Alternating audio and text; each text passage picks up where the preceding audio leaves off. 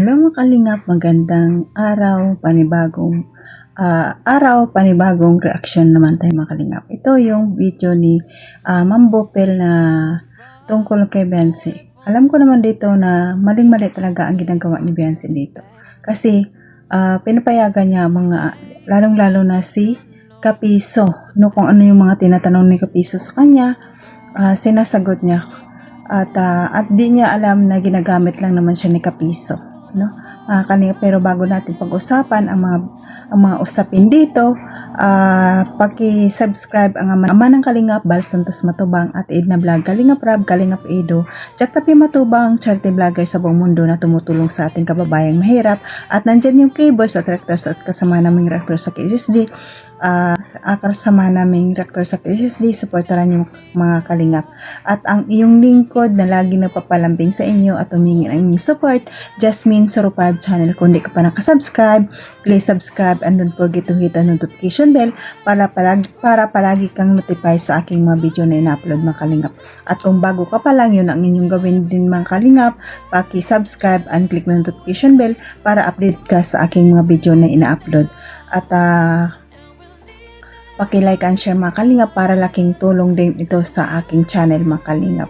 At nandyan yung ating mga Kalingap partners, Kalingap team, supportaran natin mga Kalingap, paki-subscribe ang kanilang channel. At bago tayo mag-proceed at manood ng video at pagbigay ng ating opinion o kuro-kuro, at batiin ko muna kayo ng magandang araw, magandang gabi sa ating lahat, kung sang sulok ng mundo tayo maroon, mapa-Mindanao, mapa-Luzon, mapa-OFW, kamusta tayo mga Kalingap? Ang hiling ko lang ay nasa mabuti tayong kalagayan and good health lang tayo palagi. Tara mga Kalingap, let's go, samahan niyo ako manood. Tara, 1, 2, 3, go! TVPH at kay Kapeso na nireaksyonan ni Sir TVPH itong si Kapeso. At dito nga ang kanyang highlight topic ay nagagamit ni Kapeso itong si Beyonce panlaban sa Kalingap. Okay, wait. Nagagamit ni Kapeso si Beyonce para sa sarili niyang laban. Okay, so ang akin lang naman dito ay ito yung malaking kamalian. No, opinion ko to. Ang aking opinion, hindi ako nababalahura. Sabi nga nila, Bopil, wag mo siyang turuan. Hindi, ako naman, hindi naman ako ganun ka brutal, kalupit na talagang ipagkakait ko yung aking opinion na kung ano yung makakabuti na dapat gawin. Ano po? Ngayon, sabi ko nga, ito yung malaking pagkakamali. Sa bagay, iyan yung gusto eh. Lumilitaw na parang ready na si Beyonce sa lahat ng mga maaaring ibato sa kanya, ng mga basher. Ready na siya sa mga reaktor na kabi-kabila ay may mag-reaction sa kanya, yan nakikita ko, no? Pero ang isa sa nakikita ko dito, malaking pagkakamali na nagawa ni Beyonce. Baka kasi sa bagay first time beginner sa ngalan ng pagiging content creator, akala mo siguro kung ikaw noon ay may love team, akala mo siguro ang lahat ng nagsusuporta sa love team ay ganun pa rin ang mangyayari. Ngayon ikaw ay isang ganap ng vlogger. Ay nagkakamali ka. Hindi sa lahat ng panahon, sa lahat ng pagkakataon, ang mga tao ay full support sa iyo or nasa iyo ang simpatya. Nagkakamali ka dyan. Dahil bakit? Dahil ipinatulpo mo si Kuya Bal. Okay? So expected mo yan. Nahatay, baka mas majority, mas lamang ang kumampi na dati mong supporters, kumampi kay Kuya Bal, iyan ang magiging basher mo or naging basher mo. Ngayon, sabi ko nga ang nakikita ko ditong mali, ang lahat ay welcome. Welcome! Ang lahat. Pati mga basher, inaanyayahan niya, hinihimok niya na pasok-pasok dito kayo, dagdag viewers. Isa yan. Pangalawa, ang lahat ng mga sa pag-aakala niya ay nagre-reaction para siya ay ipagtanggol or depensahan, defender. Ang akala niya ang lahat ng iyan ay solid, full support or may pagmamalasakit, nagkakamali ka. Bakit?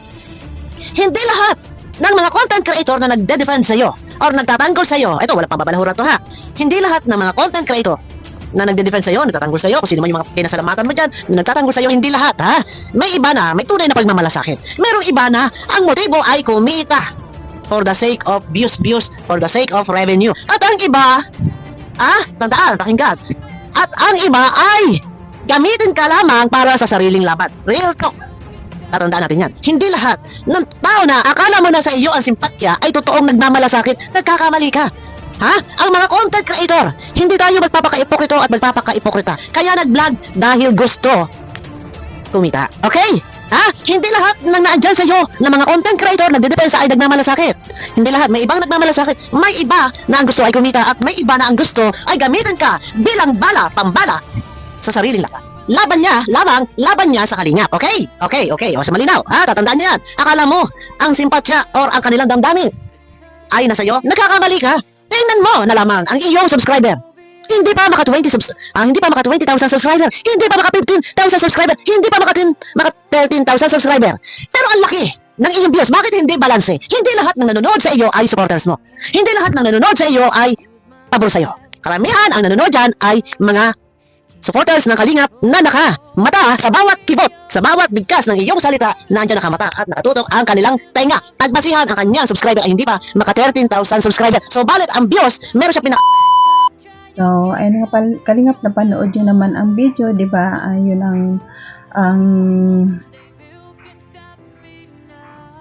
ang sinasabi ni Ma'am Bokbel, no, tungkol kay Beyonce. Dapat nga si Beyonce ay isipin niya muna ang kanyang mga ginagawa at isipin niya yung mga binibitawan niyang salita kasi yun ang binabasihan ng mga reactors, kaya tumitigil ang reactors dahil din sa kanya, no.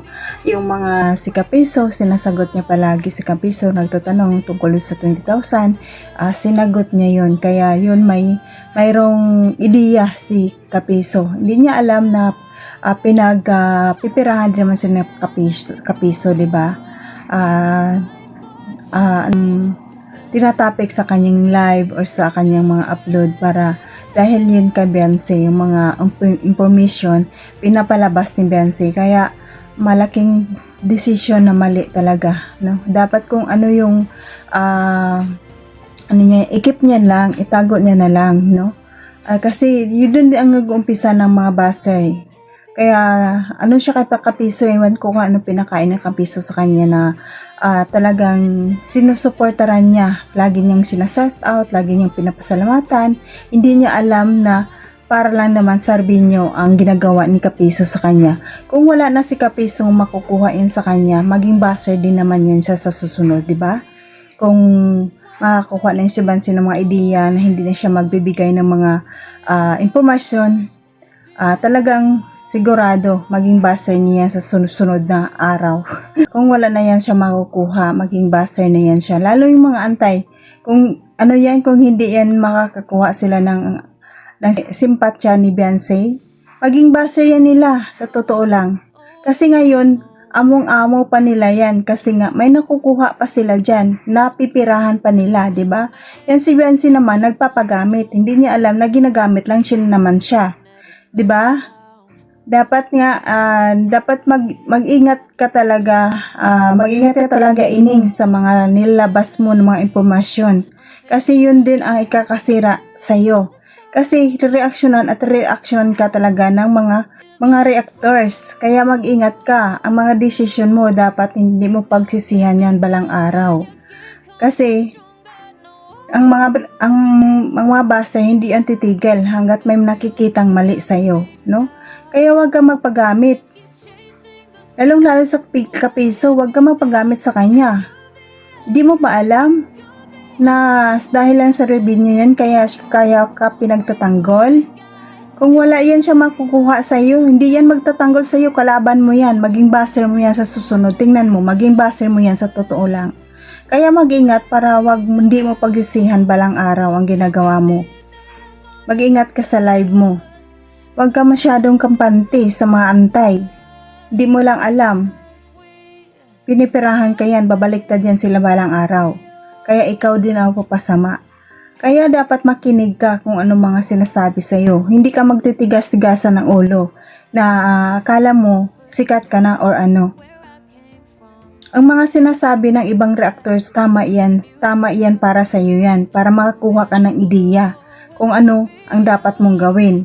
Hindi ka dapat magmamalaki, hindi ka magmamataas, huwag kang maging sabihin mo tama ka na talaga. Tama ka sa lahat ng oras. Hindi ganun. Ang mga reactors minsan nakakatulong sa iyo. Hindi lahat ng reactors nagbalahora sa iyo.